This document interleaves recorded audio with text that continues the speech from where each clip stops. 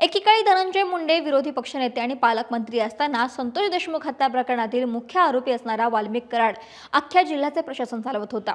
म्हणूनच भाजप आमदार सुरेश धस हे छोटे आका आणि मोठे आका म्हणत दोघांना सुद्धा डिवचत होते।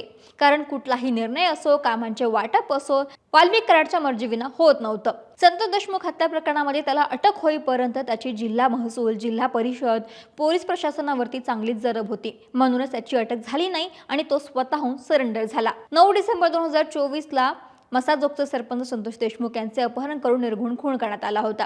मुख्य आरोपी वाल्मिक कराड हा 3 आठवड्यांनी पुण्यात शरण आला, पण विष्णू चाटेला पकडल्यानं चित्र निर्माण झालं।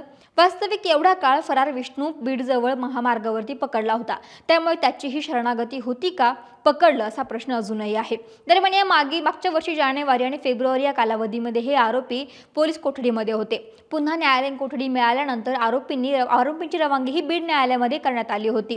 मात्र विष्णू चाटेनं आपल्याला लातूरच्या कारागृहामध्ये ठेवावे अशी कारागृह प्रशासनाकडे मागणी केली होती।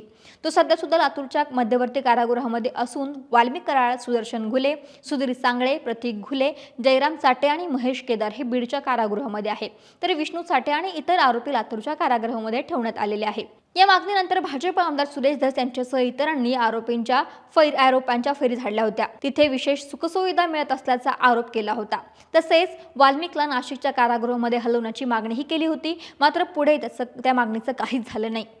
मात्र आता विष्णू चाटेनं बीडच्या कारागृहामध्ये हलवावे अशी मागणी करण्यासाठीचा अर्ज केलाय। यामागे मोठे गौड बंगाल आहे।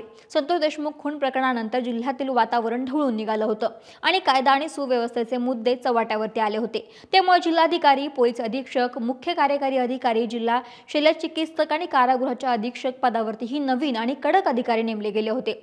यातच तत्कालीन कारागृह अधीक्षक पेट्रट्स गायकवाड यांनी जेव्हा जलप्रशासन कडक केले, भुरट्यांना मिळणाऱ्या गांजांपासून मोठ्या कायद्यांना मिळणाऱ्या VIP सुविधा थांबवल्या, त्यामुळे कराड समर्थकांनी त्यांना घेरलं आणि ते सुद्धा या काळामध्ये कचऱ्यात सापडले। धर्मांतराच्या संवेदनशील मुद्द्यामध्ये गाठून पेट्रट्स गायकवाड यांची बदली झाल्यानं जेलमधील वाल्मिकांनी त्यांच्या गँगनं सुटकेचा श्वास घेतला।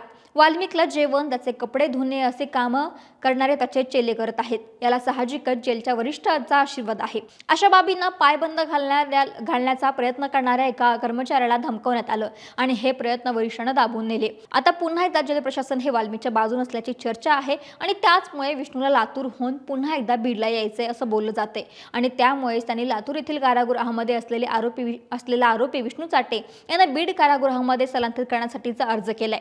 या अर्जावरती सरकारी पक्षाने अद्याप आपलं म्हणणं सादर केलेलं नाही असं बचाव पक्षाचं म्हणणं आहे।